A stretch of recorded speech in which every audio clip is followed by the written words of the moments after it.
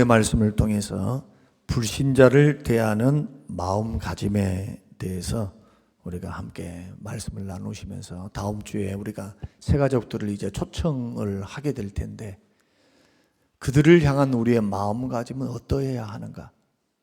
단순히 우리 교회 한번 나오십시오. 정말 기도하는 마음으로 그렇게 간절한 마음으로 그들을 초청한다 할지라도 기본적으로 불신자들에 대한 우리의 기본적인 자세와 태도가 있어야 합니다. 그것을 알고 초청을 하고 그렇게 접근을 해야 여러분 그들에게 복음을 받을 수 있는 접촉점이 되는 것이고 우리의 마음의 준비가 될 줄로 생각합니다. 그래서 오늘 본문의 말씀을 통해서 5가지로 짧게 말씀을 드릴 텐데 이러한 상태 속에서 이렇게 복음을 증거해야 되고 이렇게 불신자들을 대해야 하는구나. 겉으로는 화려하고 돈도 잘 벌고 사람도 좋고 겉으로 볼 때는 정말 예수 믿는 사람보다 더 괜찮아요.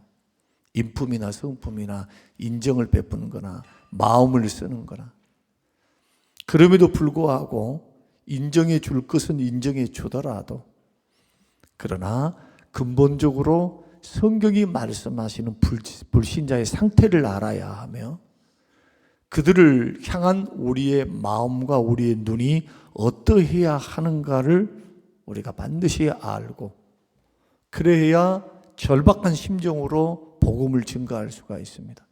가봐야 아는 거다? 아닙니다. 구원도 지금 받아야 되고 은혜도 지금 받아라고 말씀합니다. 미래의 일은 주님이 해줄 줄로 믿는 거예요. 중요한 것은 지금입니다. 지금을 기점으로 해서 우리가 불신자들을 대할 때 어떤 마음으로 우리가 대해야 하는가 그것을 우리가 생각해 봐야 합니다. 요즘 세상을 한번 바라보면 마음이 어떻습니까? 참 무겁습니다. 다시 제국주의 시대로 돌아간 것 같아요.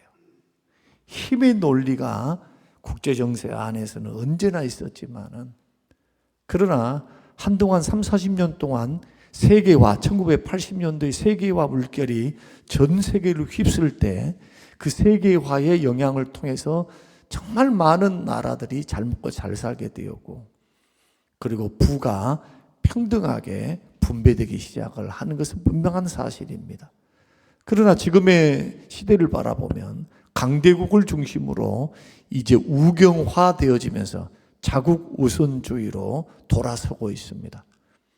우리 같은 나라들 자원도 없고 그리고 땅덩이도 적고 인구도 적은 우리나라 같은 경우는 도저히 이러한 틈바구니에서 살 수 없는 그러한 구조 가운데 내몰리게 된 상황 속에 있습니다.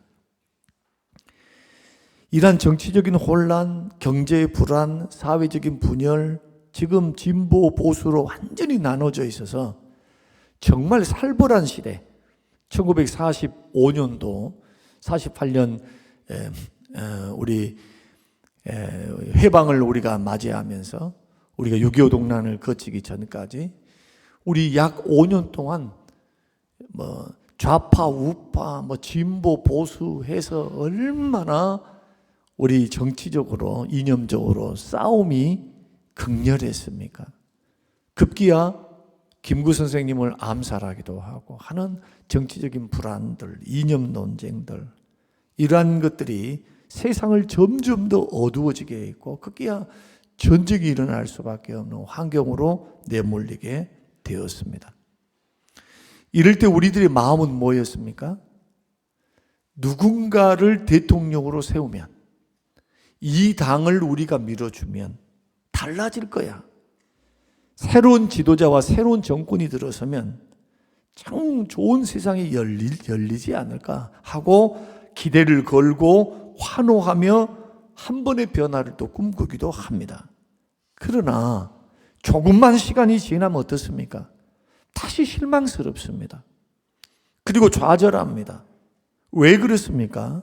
그것은 인간이 아무리 노력한다 할지라도 근본적인 죄 문제를 스스로 해결할 수 없기 때문에 성경은 모든 사람이 죄를 범하였으면 하나님의 영광이 이르지 못했다고 말씀합니다. 죄의 오염 가운데 있습니다. 죄성 가운데 있어요. 이 말씀은 권력자든 학자든 성직자든 부자든 가난한 사람이든 모두가 죄 아래 있다는 선언이기 때문에 인간의 이성, 감정, 의지, 양심 모든 영역이 죄로 오염되어 있기 때문에 스스로 자정 능력이 없습니다. 좀 변화가 되고 개혁이 되는 것처럼 보입니다만은 30년 지나고 40년 지나고 50년, 100년 지나면 역사가 반복이 돼요. 왜 그렇습니까? 사람이 안 바뀝니다. 사람이.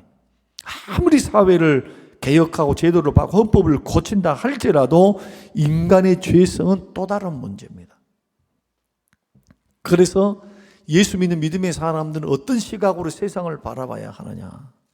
이 세상이 소망을 줄 것처럼, 이 세상에 천국이 이루어질 것처럼, 이 세상이 우리를 구원할 것처럼 믿고 사는 사람같이 어리석은 사람이 없습니다. 얼마나 어두우면 빛이 되라고 하세요. 빛처럼 살아라고 말씀합니다. 얼마나 어두우면 소금처럼 너희들이 살아라. 주님이 구원받은 백성들을 향한 기대와 요구하심이 그거거든요. 세상은 예수님의 재림 전야에 이르기까지 악해질 겁니다. 그리고 교회 안에 있는 사람들의 사랑도 식어질 겁니다. 그렇게 예수님을 믿었던 사람이 전 세계적인 배교가 일어날 겁니다. 예수 아니어도 구원받을 수 있고 돈이 하나님이 되고 편리함이 하나님이 되고 먹고 사는 것이 하나님이 되고 힘의 논리가 하나님이 되어서 그렇게 세상 역사는 흘러갈 것입니다. 그래서 세상에는 전쟁이 끊이지 않습니다. 불행이 끊이지 않습니다. 불평등과 고난과 환난과 억울함과 이것이 끊이지 않는 세상. 이 세상이기 때문에 우리가 세상을 바라보는 그러한 눈들은 이것이 세상의 소망인 것처럼 내가 이 세상에 살다 보면 발붙이고 살면 이것이 정말로 행복을 누리는 천국의 삶이 될 것처럼 생각하는 것은 오판이다. 그러면 어떻게 해야 하는가? 오늘 본문 42장의 말씀 보니까 1절에 내가 붙드는 나의 종, 내 마음에 기뻐하는 나의 택한 사람을 보라 했습니다. 왜 하나님이 오늘 본문 42장은 예수님에 대한 예언의 시이니까 예언의 말씀이니까 왜 예수님을 보내셔야 합니까? 왜 하나님이 붙드신 하나님 마음에 기뻐하는 하나님이 택하신 그런 하나님의 아들을 이 땅에 보내시기까지 해야 했는가 하면은 이 세상은 소망이 없기 때문에 그래요. 정치인들도 경제 구조도 사회 개혁도 전쟁도 잠깐 평안을 가져오고 잠깐 잠잠해지는 것 같은데 또 시간이 지나면 또 부패가 죄와 오염이 판을 치고 일어나는 것이 바로 세상살이더라. 역사는 돌고 돌더라. 그러므로 우리가 붙들고 바라봐야 할 분은 어떤 유명한 정치인도 아니고 어떤 사회 구조도 아니고 경제 구조도 아니고 돈도 아니고 사람도 아니고 오직 우리에게 생명을 주시고 영생을 주시며 세상을 이길 수 있는 힘, 고난을 이길 수 있는 힘을 주시고 우리의 목자가 되사 생명의 길로 인도하시는 참 평안과 참 기쁨과 소망을 주시는 예수 그리스도만이 우리의 소망인 줄로 믿으시기를 바랍니다. 그래서 이사야 선지자는 이렇게 말합니다. 세상의 지도자 바라보지 마라. 바벨론 바라보지 말아라. 그 바벨론에 너희들이 지배를 당하지만 내가 반드시 바벨론을 내가 심판한다. 그래서 바벨론은 역사상 150년 동안만 존재했던 초강대국 중에 하나, 가장 짧은 그러한 연대를 가졌던 나라가 바로 바벨론입니다. 하나님이 심판하시겠다 선언을 하셨기 때문에 역사를 주관하시는 그 하나님 앞에서 우리가 이 세상을 살아갈 때 죄악이 많고 마귀가 역사하고 시험이 많고 슬픔과 눈물이 많은 세상은 우리의 절대로 소망의 근거가 될 수가 없습니다. 마찬가지로 우리가 불신자를 대할 때도 이러한 시선을 가져야 합니다. 세상을 바라보면서 막 사람들의 마음을 바꾸려고 하는 거 어리석습니다. 안 바뀝니다. 부모님의 마음 바뀔까요? 안 바뀝니다. 여러분이 노력한다고 바뀌어질까요? 안 돼요. 근본적으로 우리의 마음의 변화는 예수 그리스도가 우리의 마음에 오시기 전 성령님께서 우리의 마음의 문을 여시고 말씀을 적용시키시고 성령께서 조명하여 주시어서 어두워진 이성을 밝히 열어주시기 전까지 생각과 마음의 변화를 가져올 수가 없습니다. 사람이 인생이 변하고 삶이 변하고 인격이 변하고 태도가 변하는 유일한 근원이 예수 그리스도십니다. 예수 그리스도를 믿어야 내 안에 성령님이 역사하시고 그 성령님은 죄에 대해서 심판하시고 의에 대해서 심판하시며 세상을 심판하시고 죄에 대해서 책망하시고 의를 장려하시고 그리고 세상을 향해서는 예수 믿는 믿음의 사람이 거룩과 구별됨으로 살 수 있도록 도우시는 거룩한 영이십니다. 성령의 역사가 아니면 사람 바뀌지 않습니다.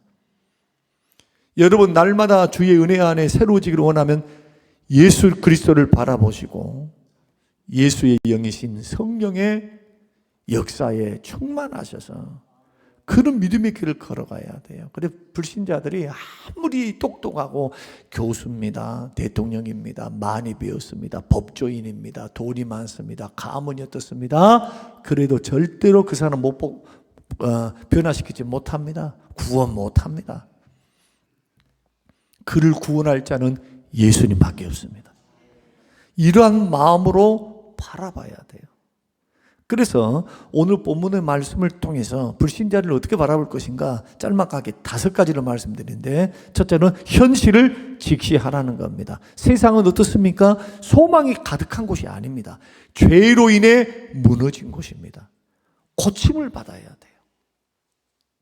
우리가 세상 속에 살면서도 지금 가족관계가 있고 경제 논리가 있고 집을 삽니다. 경제 활동을 합니다. 먹고 삽니다. 행복을 누립니다. 쓰고 벌고 저축하고 이런 모든 메커니즘이 우리에게 볼 때는 그냥 단순한 어떤 구조로 보지만 조금만 속을 들어가 보세요. 세상에 발을 한 발 더 들어가서 보면요, 사기도 많이 당하고 거짓말도 많고 억울한 사람 얼마나 많은지 몰라요.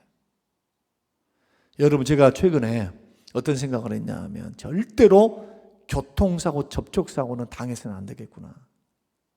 백밀러 하나만 쳐도 입원해버려요. 그 제가 항의를 냈습니다.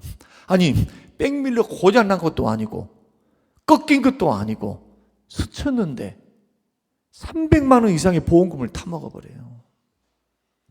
아무리 말을 해도 안 돼요. 그걸 다 해야 된대요. 그래서 막 들어가는 비용 보니까 야, 어마어마하구나. 우리 같은 사람이야 괜찮다 하고 쓱 닦으면 되죠. 이러고 지나갈 수도 있는 거고. 그런 문제를 세상은 그러지 않는다니까요. 법의 테두리 안에서 해먹을 대로 다 해먹으려고 하는 게 사람의 악한 심성이더라는 거예요. 그것도 젊은 청년들이, 20대 30대 초반의 청년들이 이런 모습을 보면서 많은 걸 생각하게 됩니다. 많은 걸 생각하게 돼요. 우리가 생각하는 이 사회 구조라든지 이것이 결코 선하고 아름답고 우리가 생각하는 막 소망을 두고 막 행복을 꿈꿀 수 있는 그런 사회 구조가 아니다. 우리가 인생을 살아가다 보면 많은 어려움을 당하죠. 여러분은 어려움 안 당합니까? 어려움이 앞으로 예상 안 됩니까? 그런 사람들은 깨어 있을 수가 없어요. 어려움이 예상되어 있습니다. 언제든지 질병이 찾아올 수 있고요. 교통사고 당할 수 있어요. 예수 그리스도를 믿어도 환난과 어려움이 언제든지 누구든지 닥칠 수 있는 거예요. 예수님의 재림하기 전까지, 하나님 나라가 완성되기 전까지 죄는 끝임이 없고 가난한 자, 억울한 자, 힘든 자, 괴로운 자, 수도 없는 원통스러운 일들이, 불의한 일들이 세상에는 가득합니다. 이러한 비참한 현실을 여러분 직시하셔야 됩니다. 직시하셔야 돼요. 인류의 역사, 정치, 철학, 과학이 아무리 발전한다 할지라도 본질적인 죄 문제 해결되지 않는다. 그리고 세상에 대한 너무 지나친 낙관주의, 내가 열심히만 하면 성공할 수 있다, 사기당할 수 있다니까요. 열심히만 하면 되는가? 지혜로움이 있어야 돼요. 지혜로움이. 뱀처럼 지혜로워야 돼요. 비둘기처럼 순결하면서도. 사람 좋아가지고만 살 수 있는 시대가 아니다는 거예요, 세상이. 비관주의도 버려야 합니다. 세상은 어떤 곳이냐? 우리의 소망의 근원이 아니고 구원의 대상입니다. 그래서 예수 그리스도를 믿는 믿음의 사람들은 세상을 구원의 대상으로 바라봐야지. 이것을 근거로 해서 저 사람은 다 좋은데 예수만 안 믿어. 여러분, 예수 믿지 않으면, 예수 믿는 것이 아니면 영원한 사망이 기다리고 있습니다. 예수만 안 믿는 것이 아닙니다. 예수님이 전부입니다. 여러분, 영생으로 영생을 한번 생각해 보세요. 영생. 여러분이 생각하는 죽고 나면은 그 다음에 그냥 끝난다고 생각하시는 분들이 너무 많아요. 지금 여러분, 우리 교회 안에 장로님들, 권사님들 지금 병원에서 투병 생활하고 있습니다. 찾아가면서 참 인생 무상을 느껴요. 그렇게 정정했던 분들이 회복을 바라보면서도 드리워져 있는 죽음의 그림자 앞에서 하나님 앞에 설 것을 준비하는 과정이다. 물론 15년, 20년 연장시켜 주시는 그 은혜는 주님이 은혜 베푸시는 연장이니까. 그러나 누구도 여기 계신 누구도 그 길 피할 사람이 누가 있어요? 아무도 없어요. 영생이 기다리고 있어요. 세상은 우리에게 화려함을 줍니다. 돈만 있으면 행복해. 열심히 벌어. 빌딩만 있으면 행복해. 이것만 성공하면 나는 만족해. 이러면 사람들이 다 나에게 칭송을 하면서 나는 정말로 행복할 거야. 뭘 잡습니까? 무지개를 잡는 거예요. 누구 없는데? 예수 생명 없는데. 그래서 현실을 직시하는 것이 첫 번째요. 세상은 구원의 대상이다. 두 번째, 나의 택한 사람을 보라라고 했습니다. 누구이십니까? 예수 그리스도십니다. 그래서 예수 그리스도는 14장 6절 요한복음 길이요 진리요 생명이 되십니다. 그래서 불신자들에게 예수님을 증거하는 겁니다. 그들의 소망은 예수님밖에 없어요. 우리 교회에 나와 있는 우리 모든 사람들의 신앙의 중심은 오직 예수 그리스도 한 분뿐입니다. 예수님을 전하고 그리스도를 높이는 것. 이것이 오늘날 구원받을 수 있는 유일한 길이요. 저와 여러분이 신앙생활 할 수 있는 유일한 길이 바로 예수 붙드는 겁니다. 그래서 사도 바울은 예수 그리스도 십자가와 부활, 그 십자가를 전하는 일에 있어서 생명을 조금도 아끼지 아니한다고 말을 하면서도 나머지를 다 똥오줌으로 여겨버렸어요. 세상에 있는 그 화려한 지식들, 세상의 화려함, 행복이라고 꿈꾸는 마귀가 주는 화려함들, 그 배후에 숨어있는 그 수많은 악함들, 탐욕에 이끌려서 지금 얼마나 많은 청년들이 지금 캄보디아나 외국에서 죽어나가고 있습니까? 고통을 당합니까? 대부분 캄보디아 가는 사람들의 절반 이상이 범죄자들이고, 그리고 미끼 1,000만 원 줄게, 2,000만 원 줄게, 단기간의 수익을 보장받는다는 그 말에 현혹이 되어서 붙잡혀서 그렇게 고통을 당하는 사람이 수도 없다는 말을 우리가 지금 듣고 있습니다. 사랑하는 성도 여러분, 세상에 있는 것으로 행복을 채우려고 하는 것은 어리석습니다. 예수 믿는 믿음의 사람은요, 우리가 구원받을 때도 믿음으로 시작했죠. 믿음으로 구원받았어요. 살아가는 과정도 믿음으로 살아야 돼요.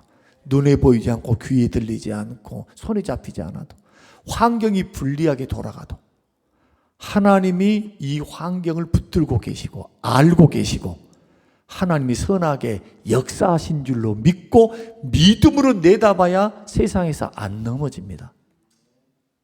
예수님을 믿는 믿음 때문에 소망이 불태워지는 거예요. 소망이. 환경이 아닙니다. 막연한 희망이 아닙니다. 예수 안에 소망과 희망이 있습니다. 믿음으로 살다가 천국 어떻게 갑니까? 죽을 때 돈방석에 앉아가지고 그 끌어안고 죽으면은 천국 갑니까? 빌딩 끌어안고 죽으면 천국 갑니까? 박사학위 3개, 4개 그 졸업장 박사 학위증 그거 갖고 있으면 천국 갈 수 있습니까? 그렇지 않습니다. 죽을 때 천국을 통과할 수 있는 유일한 길이 예수 그리스도예요. 믿음으로 구원받고 믿음으로 살다가 믿음으로 죽는 거, 나머지 삶은 더해 주신대요. 그 나라와 그 일을 구하면 이 모든 것을 더해 주신대요. 절대로 버리지 않는데요. 싫다고 버리지 않는다. 심지어 죄가 있어도 싫다고 버리지 않을게 회개하고 돌아오면 이 좋은 예수를 우리가 믿고 있습니다. 그 은혜는 한량이 없어요. 한이 없습니다. 참작할 수 없습니다. 주님 우리에게 요구하는 거 다른 거 아닙니다. 허물이 있는 거, 죄가 있는 거 아십니다. 믿음 요구하십니다. 내가 너의 인생의 전부 맞냐 물으십니다. 네가 지금 믿고 있는 대상이 돈인가, 세상인가, 성공인가, 일인가, 아니면 나인가를 주님이 묻고 계세요. 그리고 여러분들은 지금 입의 고백이 아니라 삶과 실천을 통해서 예수님이 나의 주님입니다 라고 고백하고 계시는 거예요 지금. 그래서 믿음과 행동은 하나입니다. 절대로 속일 수가 없어요. 우리가 세상을 바라볼 때도 마찬가지, 나의 믿음을 바라볼 때도 마찬가지.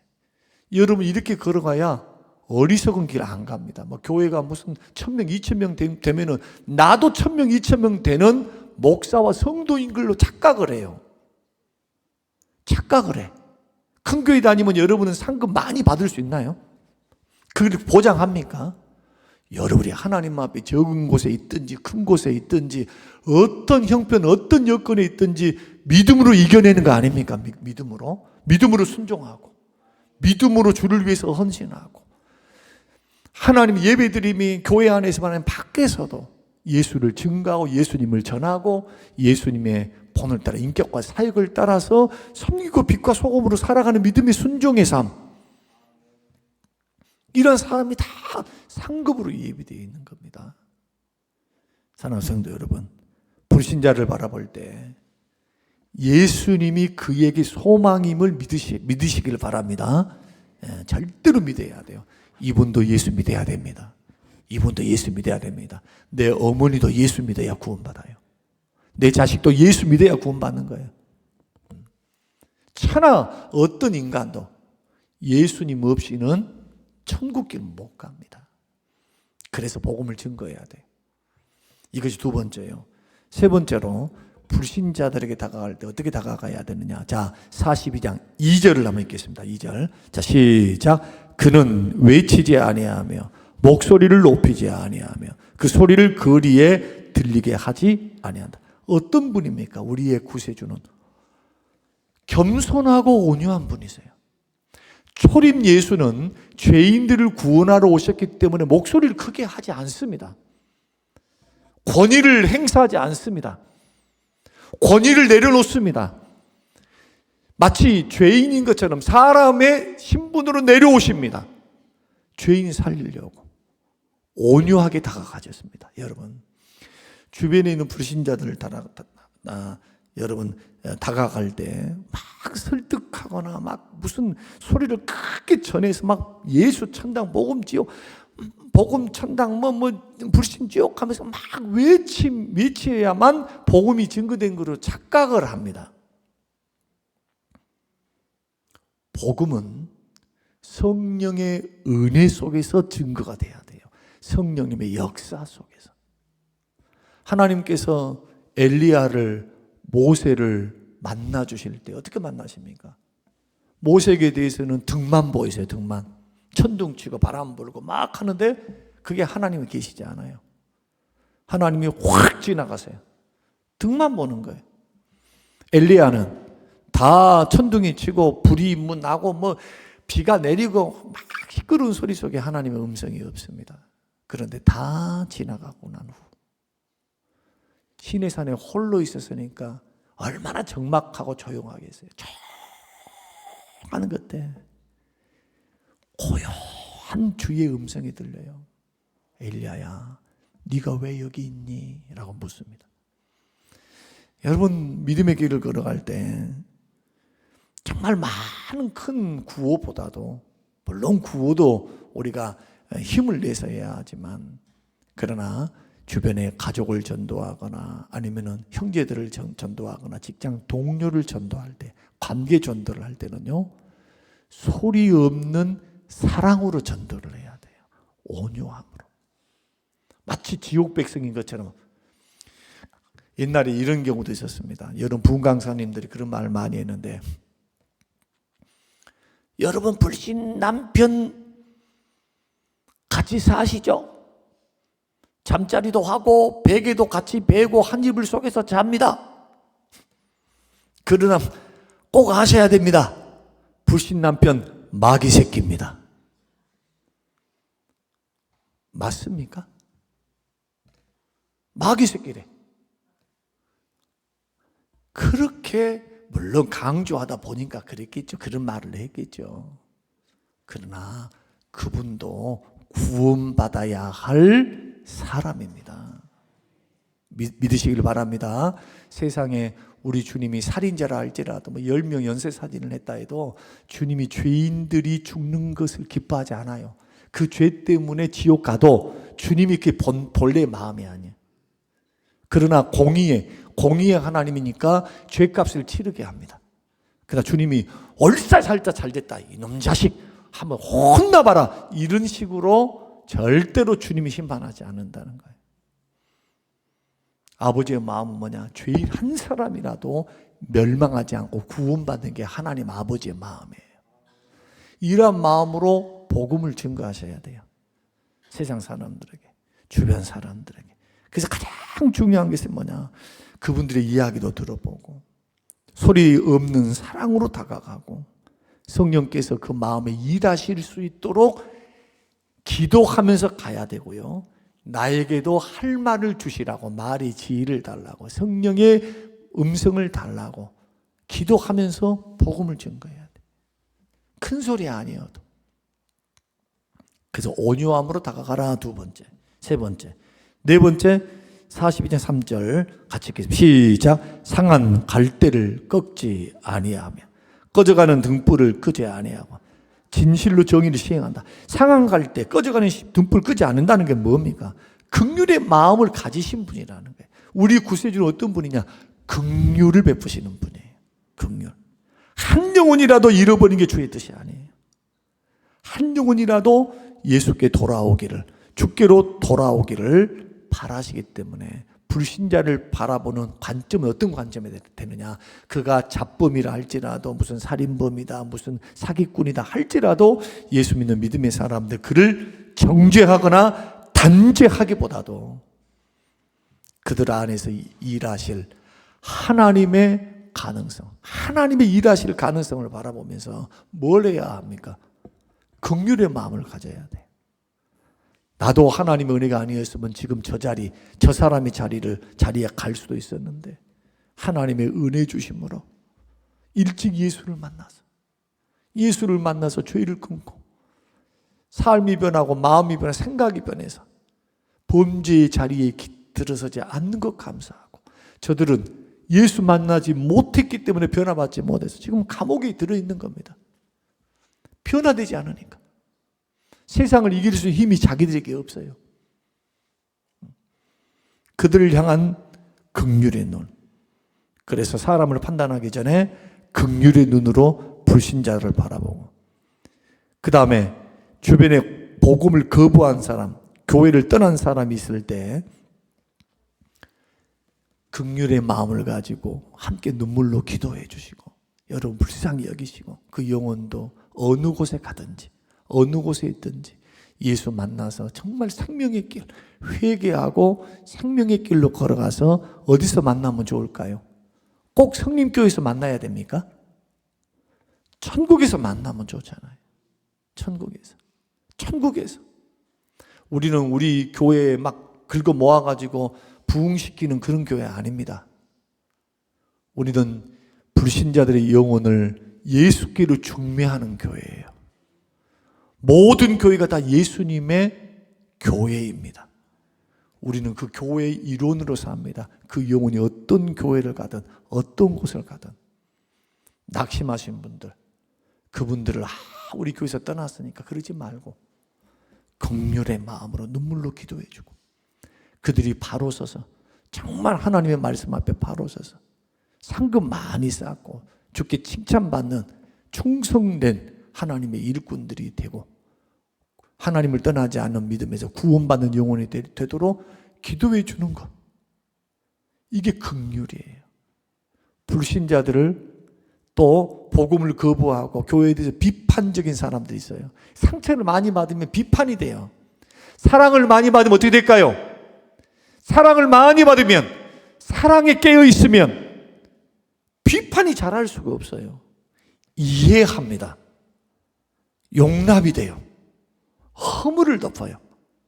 그러나 교회에서 그러한 시험과 어려움을 견디지 못하고 넘어진 분들이 자꾸 쓴뿌립니다 하고 밖에 나가서 상한 마음으로 이야기를 해서 그것이 죄인 줄을 모르죠. 그분들이 하나님의 몸된 교회를 허는 것인 줄을 몰라. 자기 잘난 맛에 그냥 막 그렇게 하고 있단 말이에요. 지금 그게 얼마나 큰 죄인지. 그런 분들을 향해서 판단은 주님이 하실 거니까 우리의 마음은 뭐냐? 긍휼의 마음을 갖는 거예요. 불쌍히 여기는 마음으로 오히려 축복하면서, 이런 마음이 주의 마음이다. 그래서 마지막으로 뭘 하지 말아야 되느냐? 포기하지 말라는 겁니다. 4절 보십시오. 4절 시작. 그는 쇠하지 아니하며 낙담하지 아니하고. 누굽니까? 예수님이 그런 분이라는 거예요.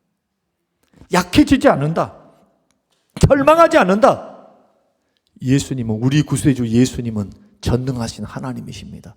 우리를 구원하기에 넉넉한 능력을 갖고 계시니까 그 하나님이 하신다면 하는 거예요. 그래서 주께서 포기하기 전까지, 열매 맺기 전까지 포기해서는 안 된다. 열매는 주께 맡기고. 할렐루야. 그래서 오늘 이 말씀의 결론이 뭡니까? 오늘 말씀의 불신자들을 대할 때는 현실을 지켜야 하라는 거예요. 세상이 소망이 있는 것처럼 아니요. 세상은 우리가 소망이에요. 예수 믿는 사람이 소망이라. 영생이 있으니까, 천국이 있으니까, 사람이 변화되니까. 그리고 우리의 소망은 오직 예수 그리스도. 예수 그리스도. 불신자 온유하게 다가가고 긍휼히 여기고 기도해주고, 그리고 또한 포기하지 말고, 올해 안 됐으면 또 내년에 하고, 내년이 안 됐으면 또 하고, 15년, 20년, 30년 그분 돌아가실 때까지 뭘 해야 될까요? 전도해야 돼. 여러분의 부모도, 여러분의 형제도 돌아가실 때 기도해야 돼. 계속 20년, 30년 기도가 쌓이면 우리 하나님께서 안 들어주실까요? 들어주시지. 이러한 역사를 생각하시면서 여러분, 전도를 포기하지 마시고, 기도를 포기하지 마시고, 이번 주에, 다음 주에 꼭 모시고 오시고 기도하시고 끝까지 노력하셔서 그들이 예수 앞으로 돌아 복음을 듣고 구원받고 영생 얻고 변화되는 그러한 분들이 될 수 있도록 여러분 열심히 불신자들에게, 주위 사람들에게 전도하시는 우리 모두가 되시기를 주님의 이름으로 축원합니다. 하나님 아버지 감사합니다. 포기하지 않게 하옵소서. 세상에 소망이 있는 것처럼 생각지 않게 하옵소서. 우리의 유일한 소망, 세상의 소망이 예수 그리스도임을 확실히 믿게 하옵소서. 온유함으로, 긍휼로 불신자들을 대하고 소리 없는 사랑으로 전도하고 섬김으로 예수 그리스도를 드러내도록 축복하옵소서. 예수님 이름으로 기도합니다. 아멘.